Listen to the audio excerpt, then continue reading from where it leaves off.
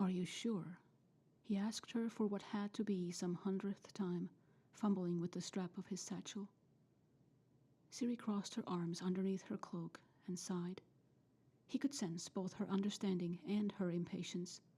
He was grateful for the first and could not blame her for the second. "I promised you," she said with a small smile. "Now that was over 25 years ago, so you might not remember. If that's you saying I'm old, young lady." She snorted, and Regis smiled. For all the changes he did notice in her, subtle ones as her elven blood manifested itself, the lines at the corner of her eyes and mouth, the way she carried herself, that youthful daring spark replaced by confidence and maturity, it was truly heartwarming to see that some things did not change. "At least you can't throw all those royal titles at me anymore." She grinned at him, the expression a stark contrast to her poise, shaped by the decades of ruling over a half of the continent. "Besides, you're stalling for time, and you know it."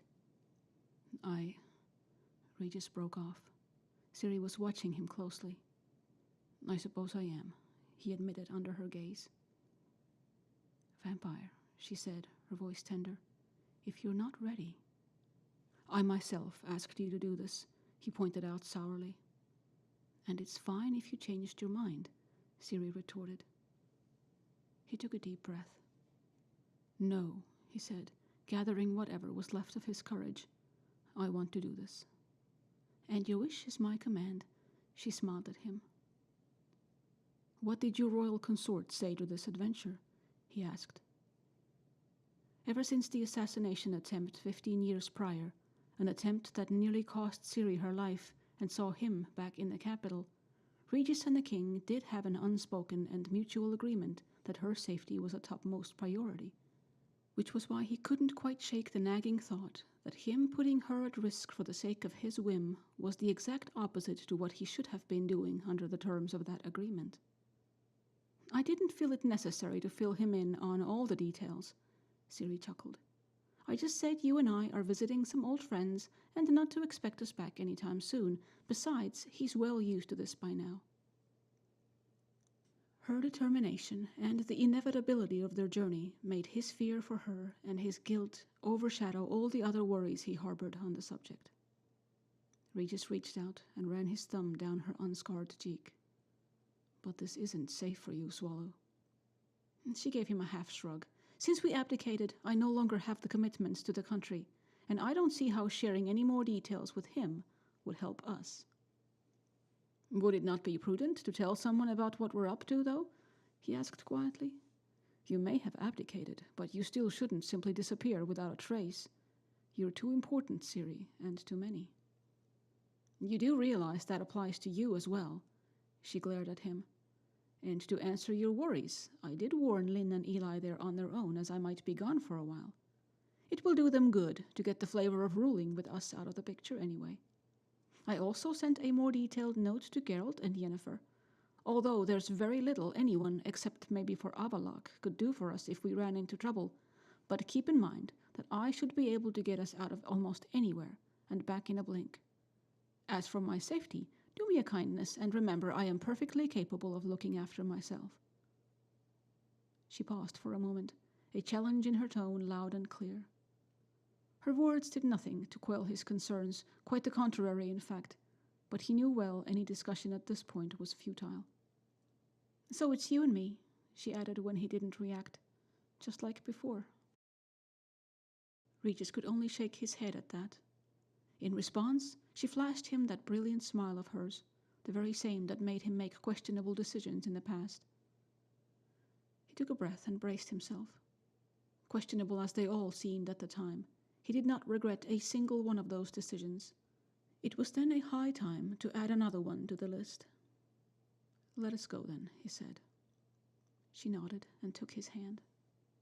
"Be patient," she warned him, and a corner of her mouth quirked a little, an indication she was aware of the irony of such advice coming from her. "It may take a while." Regis soon realized she was not exaggerating. At first, each time a new unknown reality revealed itself to their eyes, a wave of excitement and fear mixed in equal measures threatened to drown him. But after every single one of those realities turned out to be a disappointment, as alien to him as they were to Ciri, his emotions subdued, then turned to bitterness. "This whole endeavor is pointless," he told her after another attempt, trying to not let his feelings show. "My talent is to travel between dimensions," she pointed out gently, and proved yet again she read him as easily as he did her.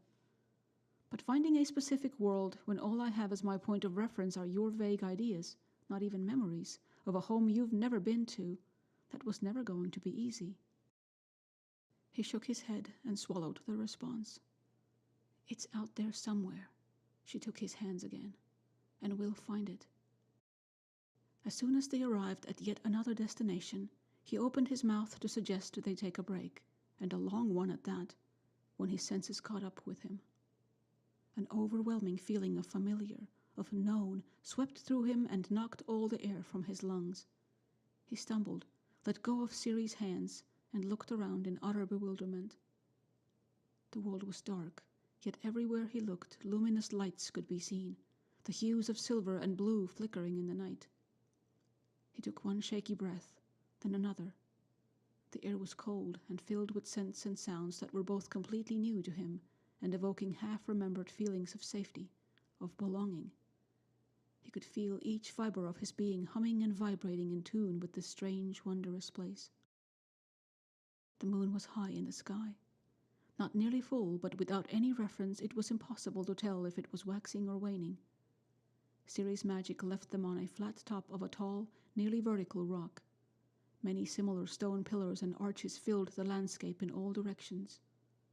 To their left, a sharp, tall mountain range rose, its mountain tops covered in snow.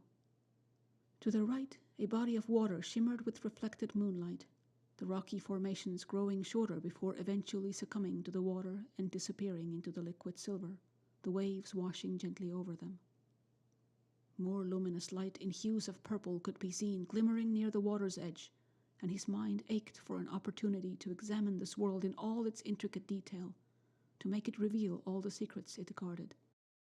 Far ahead, he spotted a rocky pillar that looked different to the rest. Instead of finishing with a flat top like the others, this one was climbing up towards the sky, splitting into smaller pillars as it grew and stretched up, seemingly aiming for the moon itself. It felt organic, its branches getting slimmer towards the top, the tallest of them crowned with some shapes that felt vaguely familiar, but the distance prevented him from seeing exactly what they were. The distance, however, did not obscure the sight of the winged creatures circling around the tops of the pillars, and with a chilling clarity Regis realized two things at once. The construction was very much not natural, and that it was only accessible from the air. A winged form it was, then. His earlier agitation and dread were back in an instant and clawed at his heart, for this had been his most exuberant dream and his greatest fear, to discover their people, to learn their most authentic form, to find out who they were, who he was. His ancestors, another argument in the never-ending nature versus nurture debate, another perspective from which to re-examine his life, his past deeds, and all the choices he made. A mirror that could reveal his true self, an image undistorted by circumstances, by the rules of the world he had been born into, a reflection he both longed and was terrified to see. Regis turned to Ciri, only to catch her watching him with a knowing smile. "This is it." He told her what she clearly already knew, but he needed his words and the comfort they gave him, even if they were barely intelligible to his own ears for the shaking of his voice. "This is home."